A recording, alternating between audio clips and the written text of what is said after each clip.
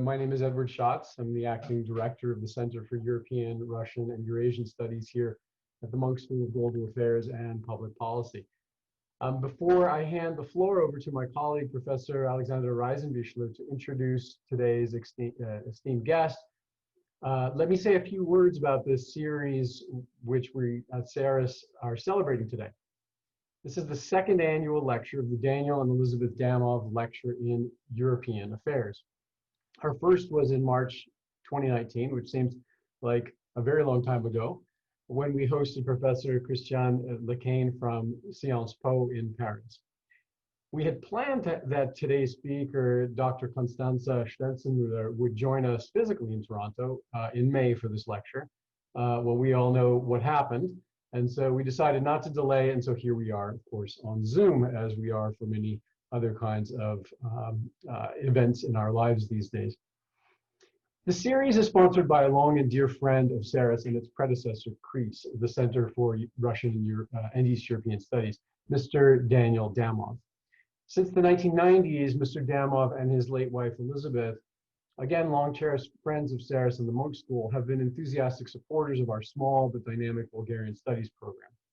The program provides student exchanges, visiting scholars, and the distinguished leaders in Bulgaria lecture series that Dan set up with our colleague here, Robert Austin. And so today we have this truly visionary series, again, based on Dan's generosity. The lecture and its focus on Europe, captures Dan and Elizabeth's beliefs and their origins. Dan and Elizabeth met in France after the Second World War. Dan from Bulgaria, Elizabeth from Germany. They were at the preliminary session of the College of Europe in Bruges. Dan was the only Bulgarian, as I understand it, having fled the communist takeover. And Dan has said that they were guinea pigs for the building of the new Europe in the war's aftermath.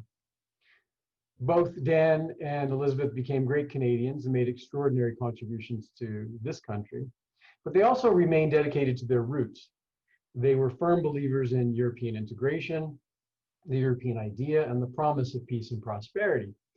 Elizabeth was especially proud of the role that the Federal Republic of Germany played after the war. Dan envisioned this lecture series as a way to honor their commitment to a new Europe and to educate others about Europe's great achievements after the Second World War. Mr. Damov, thank you so very much for the support that you have provided us and that you continue to provide us. It's really most welcome. So let me introduce Professor Reisenbichler, who will in turn introduce our guest, Constanze, and Professor Reisenbichler will moderate the discussion. I unfortunately have another obligation and will stay as long as I can, but the discussion will be in able hands with Professor Reisenbichler.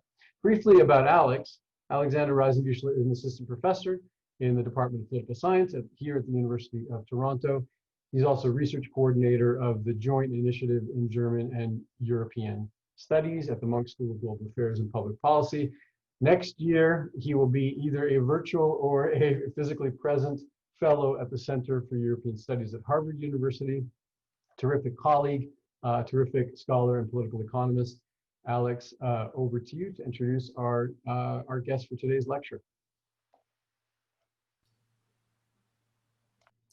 Thank you very much, Ed. It is now my pleasure to introduce the distinguished speaker of this year's Damov Lecture, Dr. Constanze Stelzmüller. She's currently a senior fellow at the Center on the United States and Europe at the Brookings Institution in Washington, D.C., where she's a leading expert on German, European, and transatlantic foreign policy. In the past, she was also a Kissinger Chair on Foreign Policy and International Relations at the Library of Congress, the inaugural Robert Bosch Senior Fellow, and editor of the German newspaper Die Zeit, and held multiple positions with the German Marshall Fund of the United States. Her writing has appeared in media outlets including Foreign Affairs, the Financial Times, the International New York Times, and Süddeutsche Zeitung in Germany, and I especially like her contributions to the Financial Times that I would like to point out. And she's also a regular on prominent German, European, and American political radio and television shows. And she holds a PhD in law from the University of Bonn in Germany, and as well as a master's degree from the Harvard Kennedy School. And today, she will be talking about the West and the transatlantic relationship in a post-pandemic order. And this topic is, of course, very important because a strong transatlantic relationship has been a core element of the post-war liberal order. But in recent years, some have diagnosed growing transatlantic rifts, as well as cracks in the foundations of the liberal order. And today you will be hearing from a true transatlanticist on these matters. As our speaker is not only an expert on transatlantic politics and relations, but also someone who has lived a transatlantic experience, having both lived and worked on both sides of the Atlantic in Germany and the United States. Before we begin, just two quick notes to the audience. Please use the Q&A tool if you have any questions for the speaker, as we will have time for a Q&A after the talk, which I will be moderating. And also note that this event is being recorded and will be posted online in a few days. Thank you very much for being here, Dr. Stelzmüller. The floor is yours. Hello, everyone. Can you hear me and see me well? I'm assuming yes, you're all muted, but I guess it's okay. Yes, I see a thumbs up. All right, wonderful. Thank you, Mr. Reisenbichler, Alexander, for that very kind introduction. And thank you to the Monk School for hosting me. I would much rather be with you in Toronto. I was really, really sad when I realized that I wasn't going to be able to do this, because I enjoy coming to Canada, and Toronto is a wonderful city. I also want to say how grateful I am to Mr. Damov for funding this lecture series on such an important topic. Many of you may have heard of the only movie made in the 1940s to get Canada into the war, the 49th Parallel. It was made by a British filmmaker together with an emigre Hungarian Jew, Michael Powell and Emmerich Pressburger. And I think that, I gather a lot of Canadians know this movie, but you may not know another one by the same couple of filmmakers from 1946, which is my favorite movie, and it's called A Matter of Life and Death. And it's a metaphysical romance between a British fighter pilot and American WAC. And it is, among other things, about the transformational effect that the transatlantic relationship can have on individual lives. There is a wonderful trial scene set in heaven where they defend their relationship. I'm only saying all this to make you curious and to look it up. It's one of the greatest movies ever made, in my view. And I think that what Mr. Damov and I share is the transformational experience that moving across the Atlantic can give to your lives. And at the same time being profoundly rooted in our European history and committed to the European project. So I appreciate your commitment, sir, particularly. I'm really grateful that people like you are doing this kind of thing. And again, I was told before we jumped on this call that had I come in person, we would have had dinner together, and that you're keeping up this commitment, and I will hold you to it. I really look forward to meeting you all.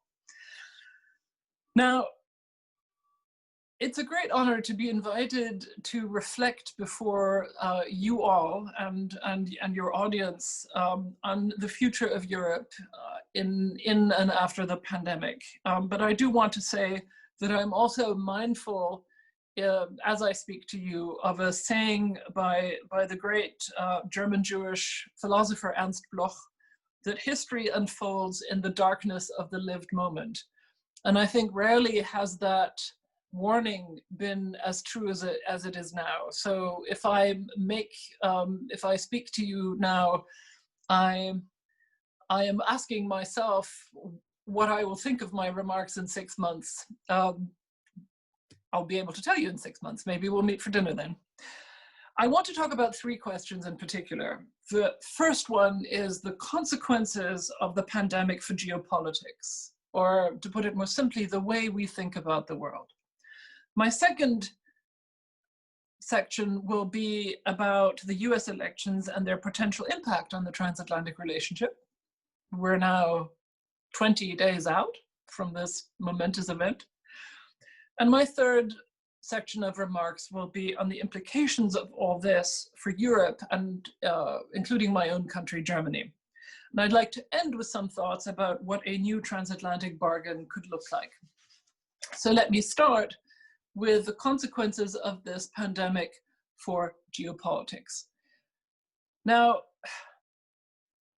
some of you may occasionally check, as I do, the Johns Hopkins coronavirus dashboard. It's a sad sight, and it's been getting sadder by the day. We have 38 million cases worldwide, 1 million dead, and as we all know, we are now at the beginning of a second wave, both in the United States and in Europe. This pandemic is also the third global shock since the turn of the century, after the attacks on America of 9/11 and the 2008 financial crisis. And I think arguably in retrospect, we will see that this pandemic is a greater shock than either of these two, because it is what a colleague of mine, Thomas Wright, has called a massive multi-crisis of all our systems, our societies, our health systems, our economies, our national politics and institutions, our alliances, and our global order. And of course, we know that this may yet take many months to be over. We are already seeing historic recessions, spiking joblessness, and spiking poverty rates. The ultimate effect of all this has still not unfolded. Now, I don't think that this pandemic will end globalization or destroy the international order, but what it certainly has already done is to show up our weaknesses and divisions. But at the same time, I think it has also imposed some corrections on how we think about global order. And I want to raise that briefly.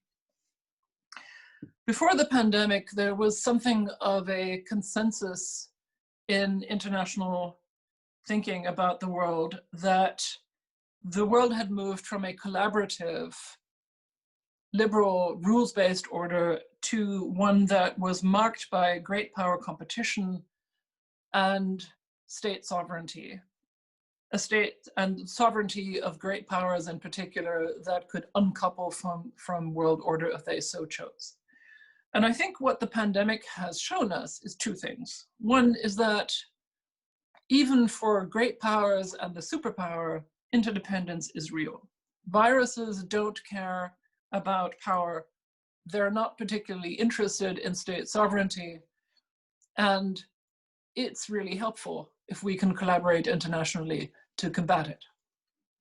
The second lesson, I think, is that what does matter is good governance and the earned trust of citizens. In that sense, I think we can see that the main challengers of the West, Russia and China, have both had rather bad pandemics. Yes, China's growth rates are going back up, but the pandemic has shown a really sharp light on the ruthlessness and brutality with which China cracked down on its own hotspots, with which it lied to its own citizens and the rest of the world about the extent of the pandemic at the beginning.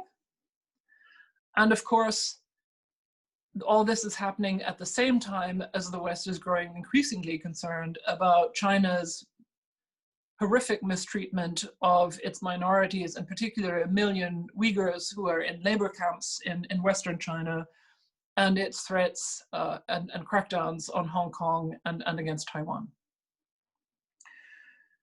Russia, I would say, has been even more destabilized we're seeing a Russian president who is clearly on the defensive, not just about the demonstrations in his own country, in Eastern Russia and in Siberia in particular, but who was also badly wrong-footed by the endurance of protesters in Belarus, and equally badly wrong-footed by the very sharp European and indeed German reactions to the poisoning of Alexei Navalny in Siberia, and now the imposition of sanctions. That said, Russia and China are not the only ones who've had a bad pandemic. We've seen that some of the oldest Western democracies, the United States and the UK, have been genuinely struggling with the political and government reaction to this. And the same, more or less, is true of democracies across Europe, with some interesting differences. Let me move now from this to the US elections and transatlantic relations. Some of you will have seen last night's competing town halls, which took place because instead of the originally scheduled debate between Mr. Trump and Mr. Biden, because Mr. Trump, basically neither were, Mr. Trump was not willing to submit to the conditions.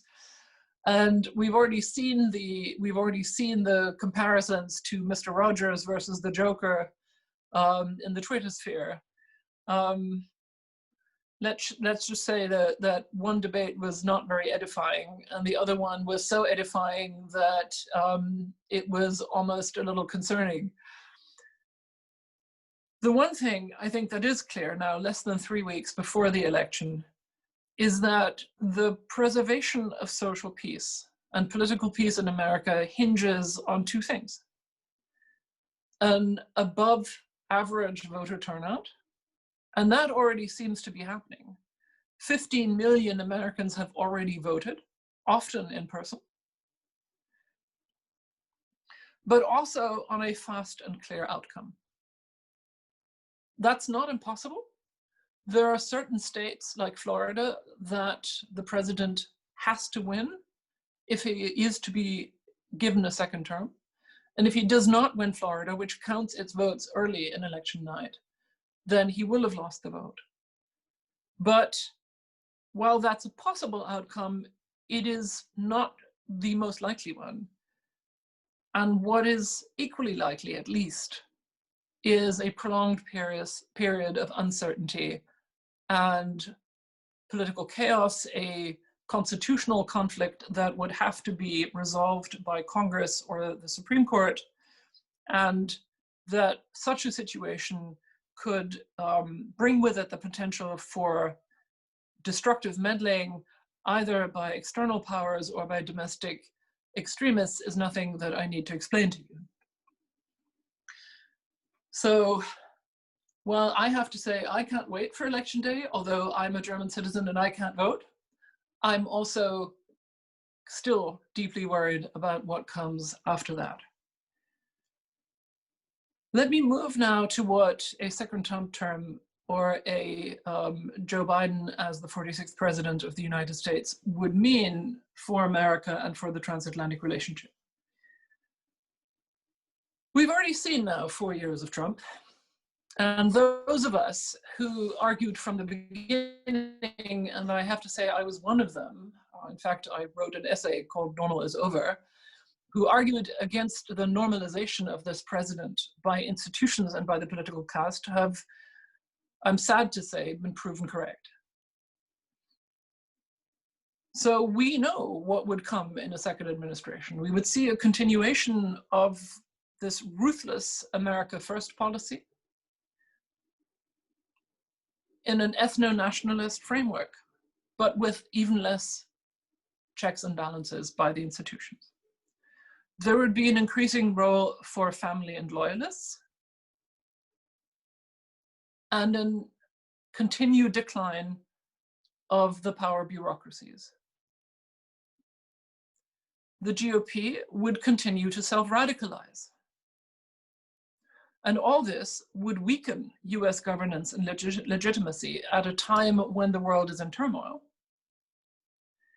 And we would see, I'm quite certain, a continued transactional and in many cases even hostile attitude to American alliances and Europe in particular.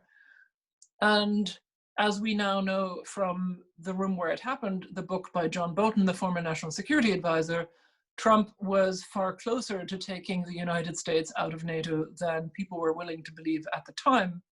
And I think it is entirely possible that that would come on the menu again. Now, what if the 46th president of the United States is called Joseph Biden? I think many of us, me included, know his large and hyper-competent foreign and security policy team. Biden himself and his senior advisors, many of the people around him, are Americans who grew up with the notion that American leadership in the world was not just a privilege, but a duty, a responsibility, engendered by America's superpower status.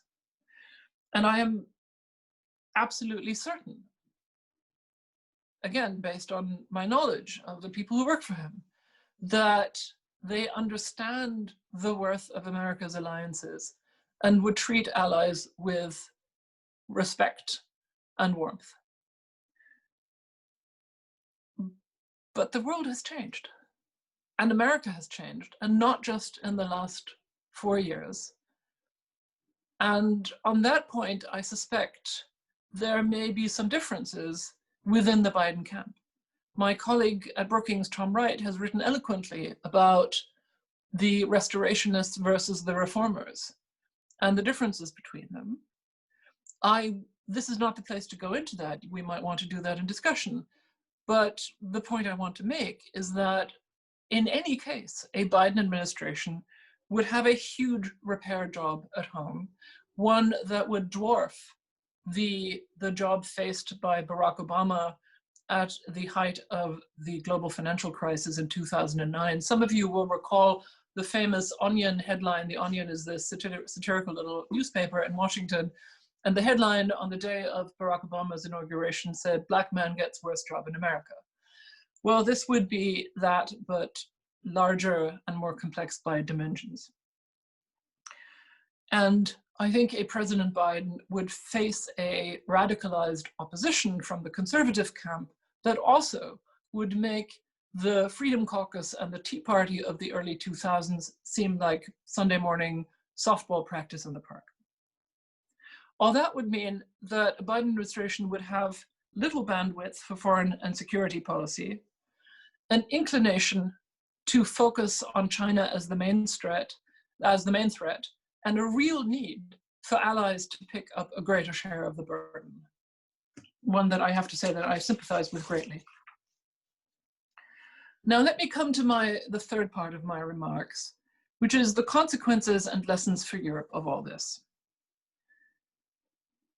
I've been living in Washington for the last nearly 6 years, but I, before the pandemic, was in Europe 6 or 8 times a year, not just in my own country, Germany, but in other European capitals, because I've always found it necessary to make sure that I understood the complexities of the European political choir. And it's often instructive for a German to hear how we're perceived in other countries in Europe, whether in the north, the east, the south, or to the west of us. And Europe now faces a situation that is about as dire as it's been since the end of World War II. Global problems like climate change and pandemics and others, of course, continue to call for international cooperation. The pandemic raises the threat of humanitarian crises, resource wars, and mass migration movements in ways that I think we have not begun to be able to calculate yet. Those will unfold over the coming years. And we're seeing a globalization on the defensive and surely in need of regulation and containment at the same time that interdependence continues, not least because of the incredibly fast pace of technological innovation. Nicholas Eisenstadt, the scholar at the American Enterprise Institute, wrote a searing, very imaginative article about the world, the post-pandemic world, a couple months ago, in which he called this the specter of integration without global solidarity. And we're also seeing, of course, a worldwide crisis of governance and trust. What does that mean for Europe's relations with the great powers? Now, as we all know, Europeans wanted the Russians and the Chinese to be strategic partners. And we wanted them, based on what we like to call the convergence theory, because we thought we had won the Cold War after 1989, the fall of the wall. We thought that they would gravitate towards the West and thereby transform and be more like us. Now we see that Russia and China are our strategic challengers, and not just in the Middle East and in the Pacific,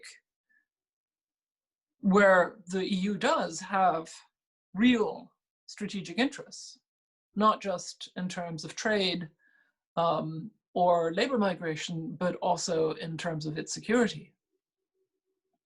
But we're also seeing them as increasingly assertive and aggressive actors within the European space, where they're competing in our physical, economic, social, political, and digital spaces for power and for influence.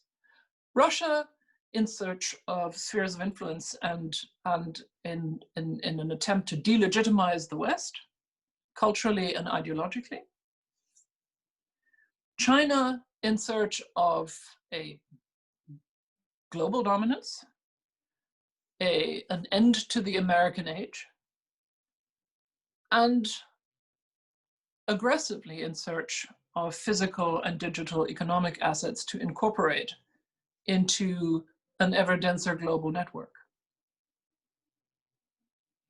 And in all this, we've seen under the Trump administration, the United States mutating from a protector, friend, and partner to what my colleague Bob Kagan has called a rogue superpower. One that sees its allies as objects of American protection, an American protection that has to be paid for. He seems to think of NATO as something like a country club where if you don't pay your dues, you get kicked out.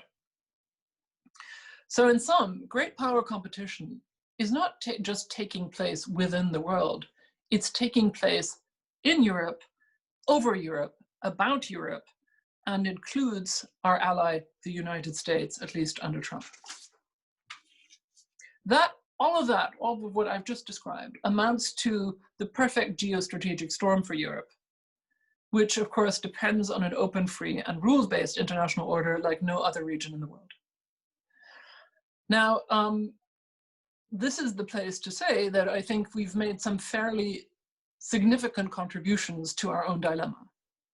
The Eurozone crisis, the Ukraine crisis, the refugee crisis, Brexit, all of these speak to our own weaknesses of political will and capability, and they have all weakened the European project's effectiveness and legitimacy in the eyes of the world, and indeed of our own citizens. And we were also seeing truly disturbing signs of a struggling democratic governance and trust within our own nation states in Europe, as evidenced by the rise of populists, authoritarians, and ethno-nationalists, and in some places they're in fact in government, like in Hungary. And when Russia, China, and the Trump administration exploit these weaknesses, they're only exploiting weaknesses that we ourselves have created and are responsible for. Now, before all of you go and pour yourself a glass of whiskey and drown your sorrows, I do want to say that I see, and it's a bit maybe early in the morning in Toronto to do that, although I'm sure Canadians are very hardy and can handle it, I do see grounds for optimism. For one, I think that the new European Commission, which took on its work in 2019 under the German former Defense Minister Ursula von der Leyen, has a fairly accurate sense of its remit and what it needs to do. You know that it's called itself a geopolitical commission. One of the key geostrategy papers, the first ones the commission put out, called China a strategic rival, stunning a lot of people in Beijing. My second sign for optimism is this massive European recovery package agreed by governments in July, after much wrangling. But that, I think, is a sign that we Europeans have understood just how serious our situation is. And finally, I'm also very encouraged by European and indeed German reactions to the recent activities of Russia and China in Europe. You know that Merkel invited Navalny to be treated at the Charité Hospital in Berlin, and subsequently Germany has led the effort for some really harsh sanctions on the Russian leadership, including on the head of the FSB. And the Chinese foreign minister on a recent trip through Europe, including Berlin, got an earful to his surprise, I think, about Chinese aggressive diplomacy in Europe recently, the so-called wolf diplomacy. And all of this, I think, is a welcome change in Europe's willingness to defend itself. Still, the challenges are very real. And if there were to be a second Trump administration, I think they would be compounded. And in all this, I think it helps us to remember, as we wonder, as we sometimes ask ourselves whether this European project can endure under such conditions, it does help to remember the reasons why the European project was created in the first place. And by the way, of course, with US benevolent support from the beginning and throughout the decades of the Cold War and the 30 years thereafter, there would not have been a Europe whole and free, and no German reunification without American leadership.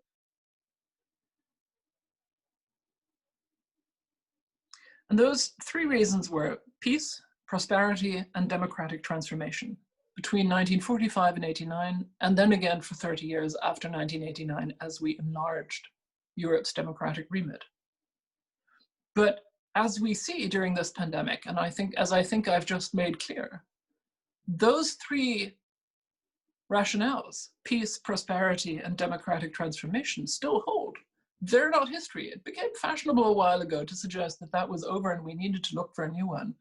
I'd say absolutely not. That is still what holds us together and what, when we make it work, makes us better. The global financial crisis of 2008 and 2009, which then morphed into a Eurozone crisis in the following years, suggested a fourth rationale, which was protecting the open and rules-based order that is Europe against the storms of globalization. We needed to do more to make ourselves more resilient against the impact of such financial crises. There needed to be better rules, in other words.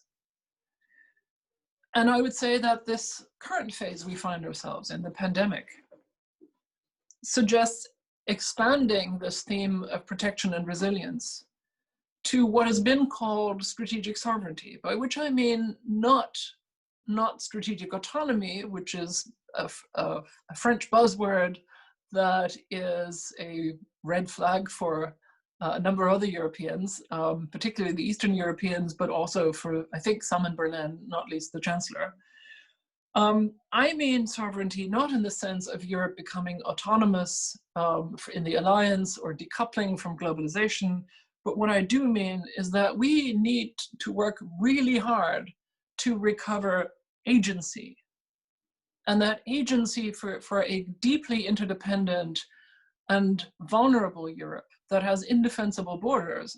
Agency for Europe means that we can only be strong, that we can only survive together with each other and with our allies. And that means, I think, putting our own houses in order in ways that we have hitherto not really wanted to consider. And I think that includes repairing our own democratic orders. Let me finally move with just a handful of remarks to the question of a new transatlantic bargain. I will make this very brief. It's, I think, fairly obvious, although you do need to explain it to some younger Europeans and indeed Germans, why Europe needs America. If there were a massive European conflict on the scale of the World Wars or on the scale of what was imagined as possible during the Cold War, Europe could not survive without America. That much is clear. But in a world where power is increasingly based on non-military source assets, in a world where conflict and friction are hybrid and perpetual, it becomes even more important for us to strive for order, for rules, and for a framework which helps us minimize this kind of continual conflict and friction. And again, for that, we need America, but we need an America that is willing to be a participant in this kind of endeavor. The more difficult question is why America needs Europe. And on the conservative of the side of the aisle here in Washington, there have been some interesting reflections about that. Even on the conservative side of the aisle, there has been a recognition that in a great power world that is nonetheless deeply interdependent, America's power, even the power of the superpower, has become absolutely and relatively less. And that therefore allies are no longer optional, but necessary in order to leverage American strategic purposes. But if you read some of the more interesting younger conservative thinkers, you will find that the tone towards allies, particularly Europeans, is quite peremptory. It's basically, we are going to need you, yes, but we're willing to make you if we need to, which is not something that I think is going to work in Europe anymore. With an administration that is somewhat more willing to consider the strengths of Europe that it can bring to the table, I think the tone would be quite different. And here the argument from Europe would be, what we have is trade superpower. What we have is an extraordinary regulatory power. And yes, we are still Western democracies. And that counts for something in a world of democratic recessions and where illiberalism is on the rise. And so in a world where we do need to rebuild a collaborative order, we still really are the best friends that America and I hope Canada could have. And again, the precondition though is, and that's a precondition that we didn't need to make 10 years ago, 20 years ago, and certainly not 30 years ago in the triumphal mood after the fall of the war and the end of the Soviet Union. The precondition now is very much that we get our own houses in order on both sides of the Atlantic, because only then can we effectively and legitimately pretend to be a model to others. And with that, I'm going to stop and thank you very much for your attention. I look forward to your questions. Thank you. Thank you very much, Constanze, for a wonderful talk. I especially appreciated the notes on optimism, the COVID Rescue Fund, and which is very, very easy to forget in these otherwise pretty dire times. Let me remind the audience that you can submit questions again through the Q&A tool. I already see a host of questions that I will get to in a moment. But before we do so, Constanze, I want to ask you a question to kick off the discussion, which is a question about the EU, since this is also a lecture series on European affairs. And I wanted to ask you whether you think that what can only be considered a rocky relationship between the EU and the US at the moment, whether this can force the European Union to cooperate more strongly in the realms of foreign and defense policy. And I'm thinking of Angela Merkel's comment when she said something along the lines of, it's time for Europe to take its fate into its own hands. But then again, of course, for historical reasons, Germany is reluctant in assuming more power and in the European Union and NATO. So I was just wondering what your thoughts on this are. Can the rocky relationship between the EU and the US produce more European integration in defense and foreign policy? Yeah, that would be a subject for an entire lecture in itself. How do I say this?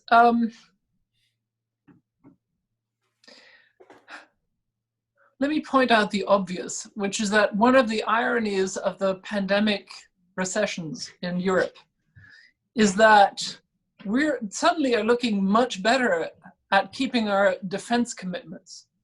Germany has moved from 1.3% of GDP to 1.6% because the pandemic has reduced our GDP. So we're suddenly, I mean, we're still not at 2% as we promised in Wales, but we have until 2024 to reach that. And a 0.4 differential doesn't look as difficult to reach anymore. But that's just, I mean, I say that in a sort of half-joking way. The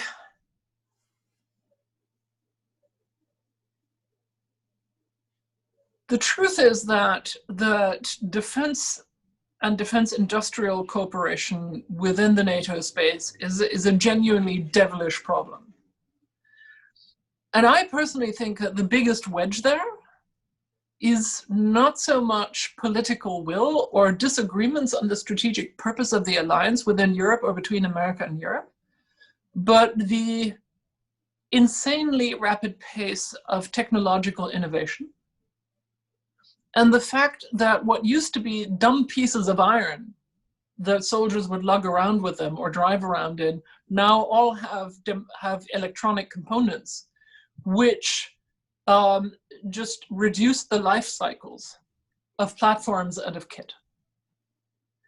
That makes the capability, that puts just a completely new twist on the capability differentials between the United States and everybody else, or between the three great powers in Europe and all the others.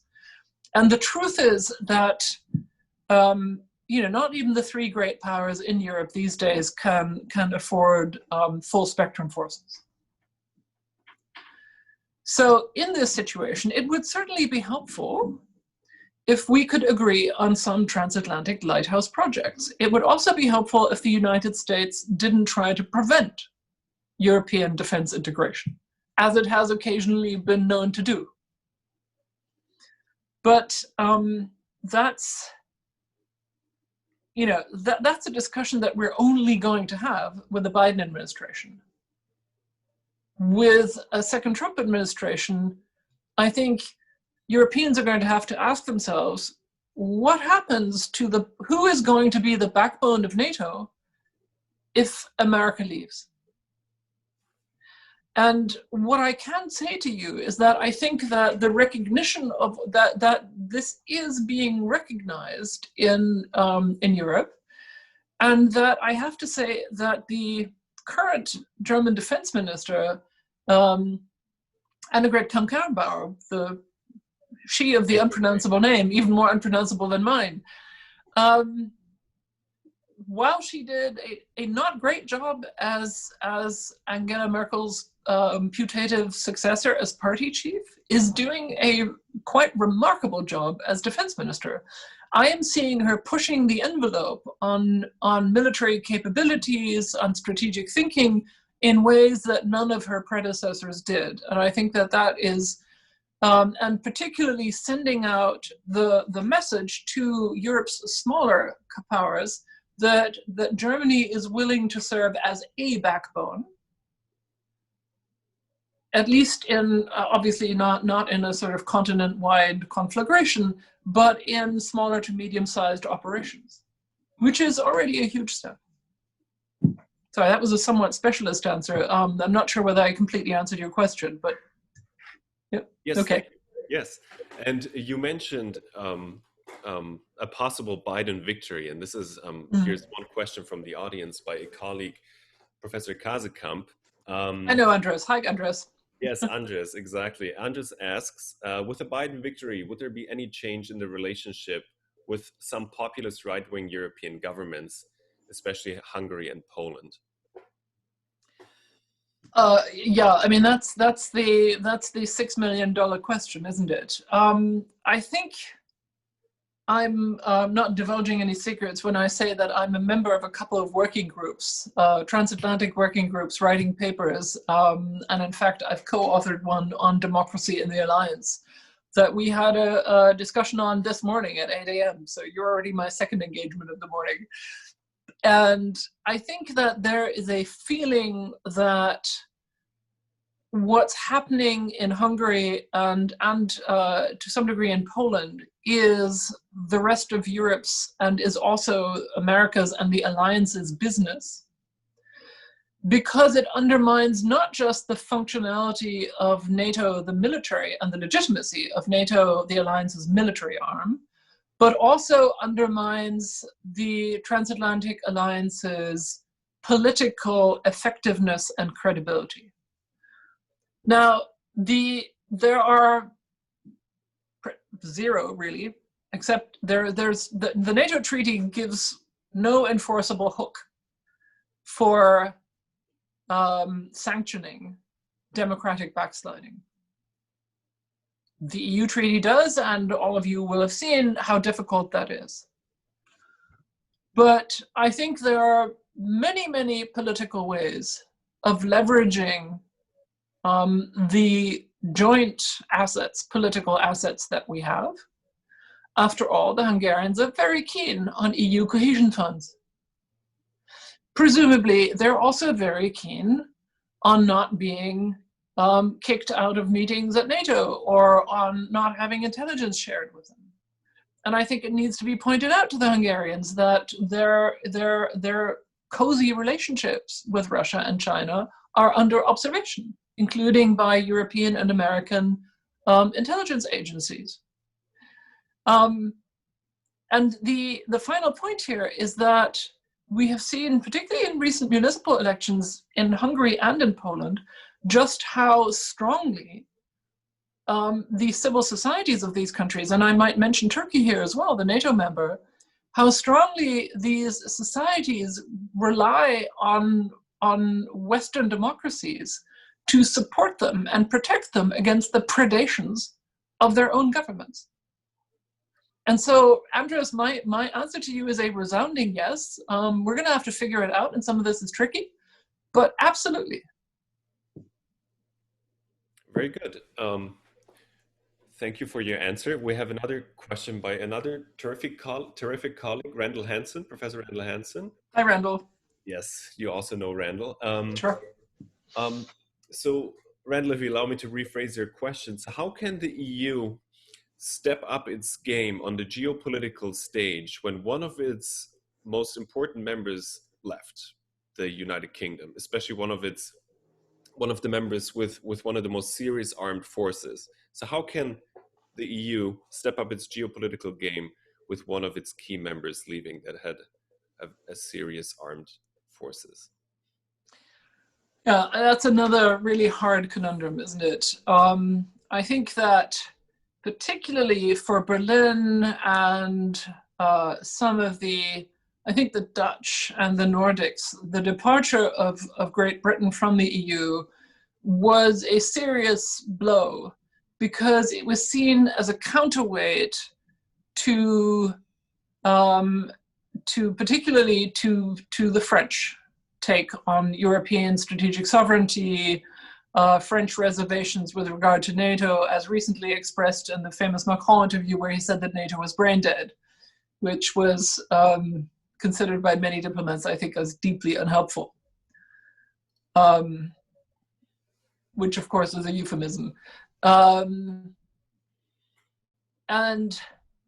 I'm dismayed by how the Brexit negotiations are going and how little attention we're paying to the question of how we construct a viable foreign and security policy that includes the Brits.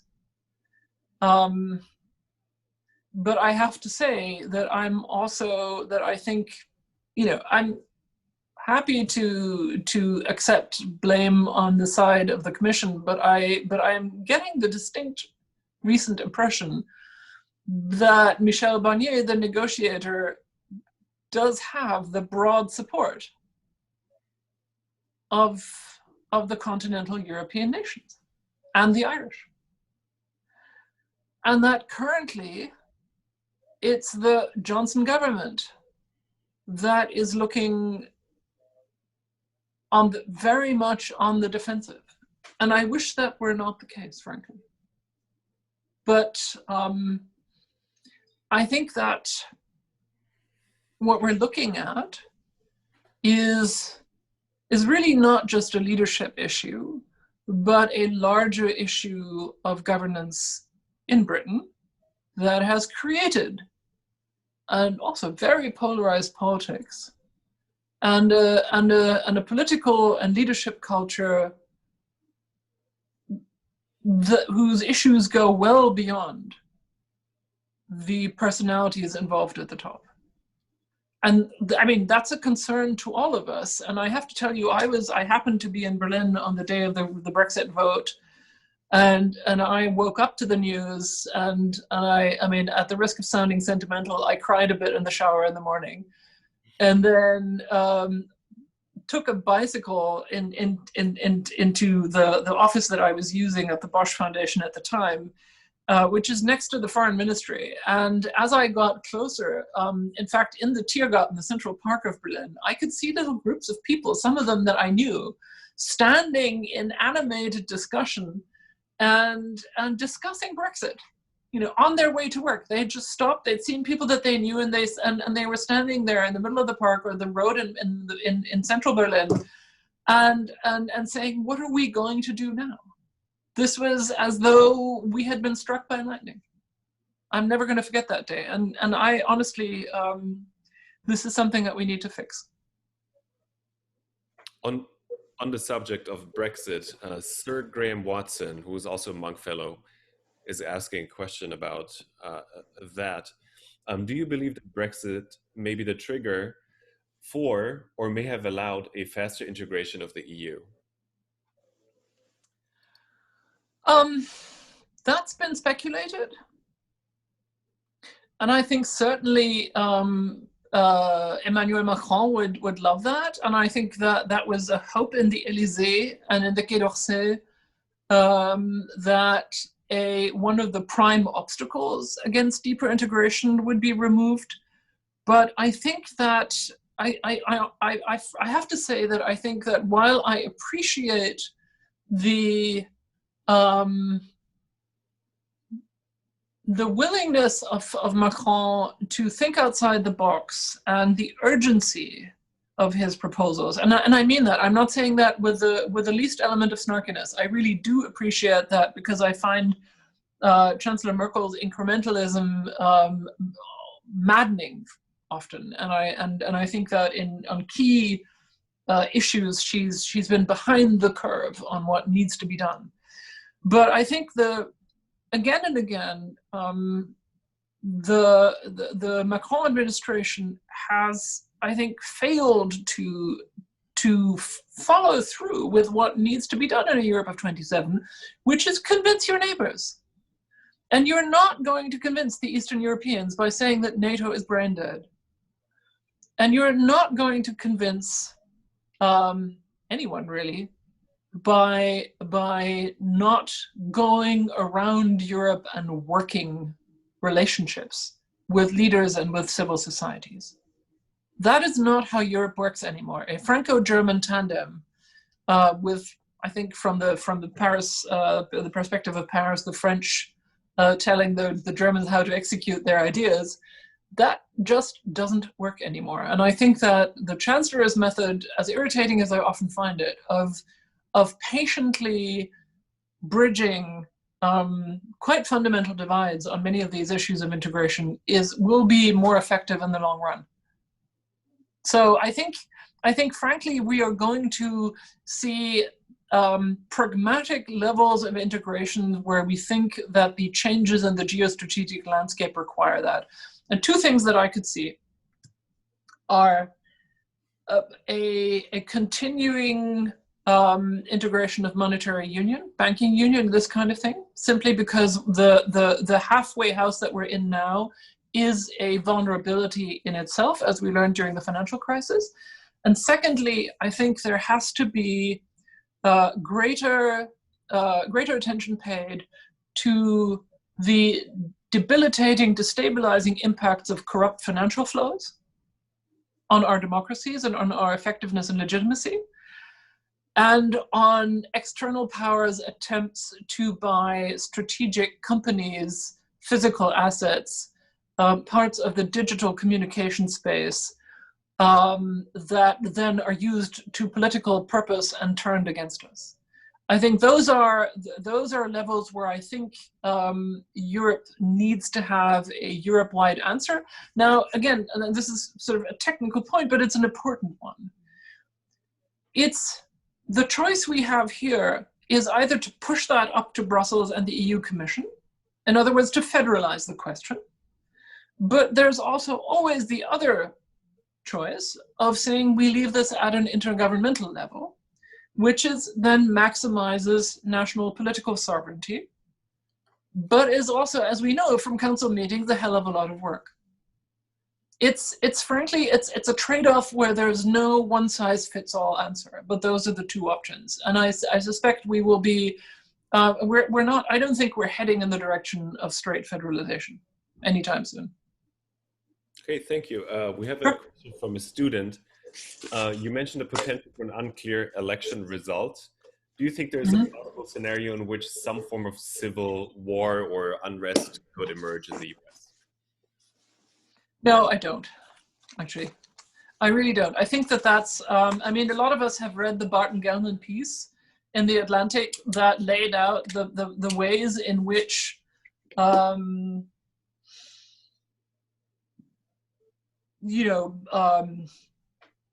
there could be chaos and attempts by domestic actors at interference.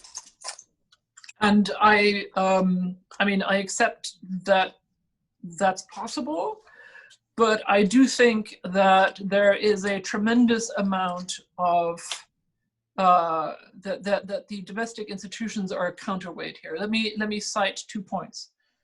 And one is that in late September, when the president suggested he might not accept the outcome of the election, the entire GOP leadership, beginning with Senate Speaker Mitch McConnell, said there will be a peaceful transition if there is a clear election outcome.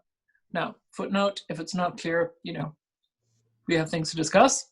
That might not be the case, but that was an unusually fast and orchestrated move.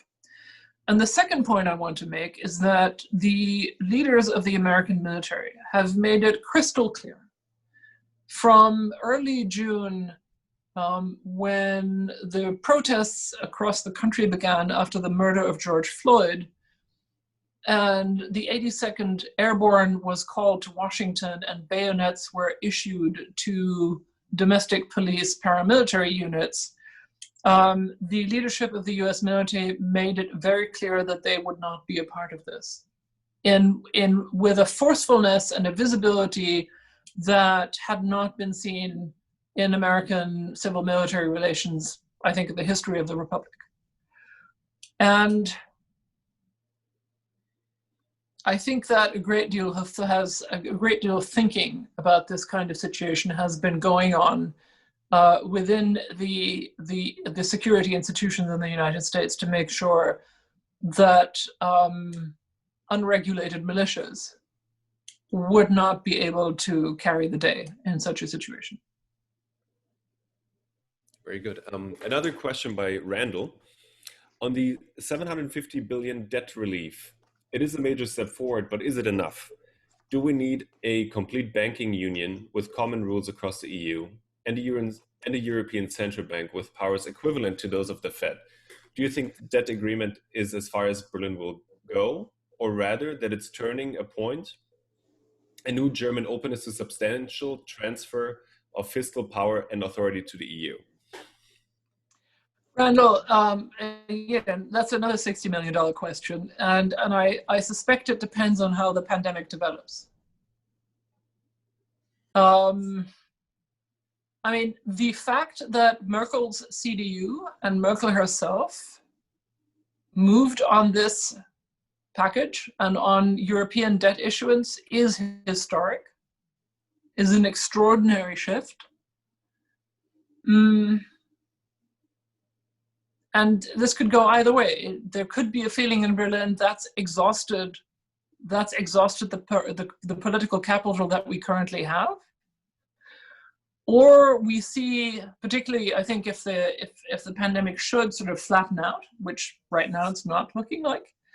But I think if this takes another sort of severe downturn, there might be, you know, another reflection. But my sense is very much that, as don't forget that Merkel is in the last year of her fourth term, has firmly excluded running again, which I believe her on that, and that there will be historic elections in Germany in the fall of 2021, and that I think the Chancellor will be disinclined to make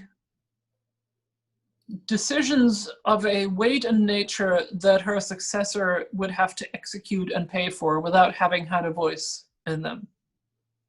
But that's it's an educated guess.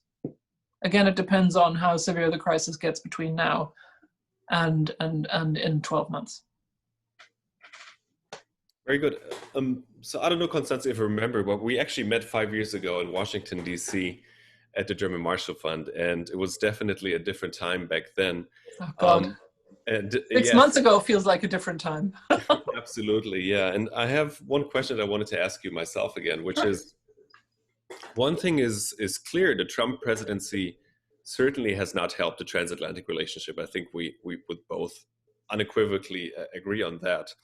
But how much structural damage has it done once we sort of disregard a lot of the noise around the Trump presidency? And I'm asking because there's already been quite a few transatlantic rifts before the Trump presidency, right? There was the NSA scandal, disagreements over the Iraq War, failed TTIP, a fading Cold War memory, a focus on emerging economies.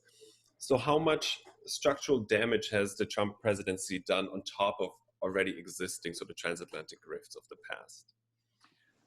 I'm going to be the last one to deny that there were rifts under Barack Obama and under Bush. We all know that. But I do think that this is not just noise. This is the first administration in living memory to question the foundational values of American constitutionalism. That's an extraordinary fact. There's no getting around this. There's no getting around the authoritarian leanings of the president, his endorsement or his refusal to not endorse hate groups or hate speech, his disrespect for the separation and balance of powers and the independence of institutions, his contempt for what he calls the deep state and other people would just call a government, and his continued, to use a Ponzi term, animadversions against minorities and women. These things are on display every day. And I think that that has contributed greatly to the polarization of American politics and to the degradation of American institutions and democracy. Or to quote my friend from the FT, Ed Luce, he began as a symptom and is rapidly becoming a cause. Now, is he also the expression of a larger societal, political, economic trend? Yes. But this is, the last 4 years have profoundly changed America, and they have changed the world order in which we live. I think there's no way around that. Very good. A question by one of my students. It seems that every day there are more democratic norms being abandoned. How many norms can be challenged before undermining good governance entirely? And how thin is the ice? I'm sorry, I was just looking at some of the questions myself, which are interesting. Can you do me a favor, repeat the question? Yes, of course. It seems that every day there are more democratic norms being abandoned. Mm-hmm. For example, Trump dogging questions about a peaceful transfer of power. Right. And so how many norms can be challenged before undermining good governance entirely? And how thin is the ice? You know, I have to say that I think that American institutions and civil society in particular are remarkably resilient. Yeah. Sociologists have done the numbers on the June and July protests that were set off by the George Floyd incident and some others, and noted that many of them happened in rural areas, in all white suburbs, but that they were overall the largest and most diverse civil society protests the country had ever seen. I find that truly remarkable, and they lasted for quite a long time. I think the country, and we can see this from the voting turnout now, the country is remarkably mobilized. It's also remarkably polarized, but I think we're going to see historic turnout in this election. Historic meaning probably, by American standards, historic is between 60 and 65%, maybe even above that. I would be willing to bet that, in fact. And so that, I think, speaks to the country's democratic resilience. But, you know, over time, institutions and people can be exhausted. They don't want to be heroic all the time. And the whole point of representative democracy is that it is supposed to be self-correcting. And that institutions, the idea of representative democracy is for people to be able to separate out the private life from the citizen life. You know, in other words, to not have to be citizens all the time. And if representative democracy doesn't fulfill that function, there's something wrong. And I think we can also, you know, we would be kidding ourselves if we didn't say we see the signs of exhaustion. And I think that European history in particular shows that these things can be a slippery slope. Mm-hmm. Very good. Another question: what are the implications of the U.S. election, of the U.S. election result, and the post-pandemic world for the relations with the EU and Turkey in NATO, and ostensibly seeking to join the EU? Yeah, I think, you know, I think Turkey's attempts to join the EU have been, those negotiations were put on ice years ago. And Erdogan's behavior does absolutely nothing to make anybody want to change that, which is regrettable, but that is the way it is. And Turkey's behavior is the conflict with Greece over energy sources in the Eastern Mediterranean is rapidly becoming a very serious issue for NATO. So the problem is compounded by the fact that the current stop on mass migration into Europe from the war zones in the Middle East is guaranteed by the refugee deal between Merkel and Erdogan, which keeps refugees in Turkey at the price of billions of euros per year. And finally, by the fact that there are large Turkish diasporas in at least 4 European countries, of which Germany has by far the largest share, many of which tend to have, as is often the case with diaspora populations, tend to have more sharply pro-homeland and pro-Erdogan views than maybe some of their families in Turkey would. That said, at the same time, you're now seeing second and third generation European Turks who are going the other way and who are saying, I want no part of this. I'm a German. I'm proud of my Turkish roots, but I'm a German, and I don't like this guy. I think it's also important to say, I was talking earlier about the weakness of Xi Jinping, the brutality, the ruthlessness being exposed of Chinese warrior diplomacy, the defensiveness and the weakness of Putin's position. The same thing is true of Erdogan. I think that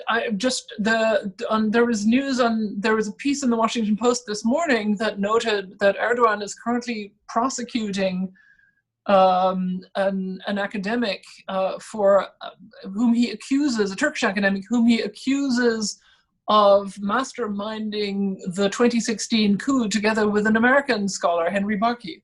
That's just ludicrous. That's insane. If Erdogan has to grasp for that kind of straw, that's kind of like the President of the United States refusing to disavow QAnon in last night's debate. It is a sign of vulnerability and desperation. Okay, maybe 2 more questions before we end today's Damov lecture. Another one by Randall. You've talked about the threat of populism from within. Budapest, Warsaw, and anti-immigration sentiment is the populists' oxygen. This requires a common EU asylum policy. What are the chances, in your view, and should the Poles and Hungarians be ignored or compelled in developing a common solution for asylum policy? Randall, you're asking all these hard questions. This better be a good dinner when I do come to Toronto.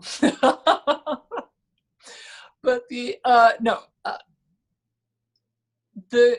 I'm sure you know, although maybe not all of our listeners do, that the Europeans are currently trying to negotiate a common migration policy, and that the Hungarians and the Poles, among others, are very much holdouts on that. I don't really see that we have ways of compelling them directly. And frankly, I also think that it's worth remembering in Berlin and in the larger sort of central countries of Europe that the peripheral nations of Europe are far more directly exposed to the impact of migration than we are. They are literally our buffer zones, which is also why I still contend that Merkel was not just morally but politically right in 2015 to say we're not closing our borders. She didn't open them, she refused to close them. It's an important distinction. And to say but the argument was not just a moral humanitarian one, but also one of responsibility and solidarity, because it was clear that if Germany closed its borders, the masses of refugees sort of piling up all the way up from Turkey and the Balkans would lead to huge public order crises in Europe's border nations. And so I am inclined to argue that the larger, more economically wealthy and powerful nations ought to volunteer to take on the sort of major burden of this. And that would make it easier to say to the periphery nations, and we will do more for your border security, we will do more for your concerns, but for us to be able to sell this to our own citizens,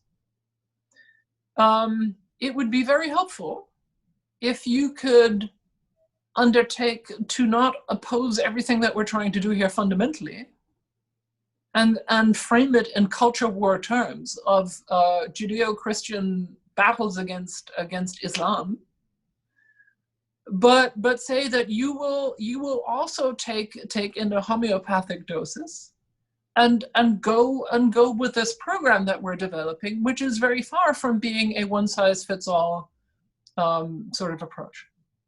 That I think to me is a sane way of articulating this.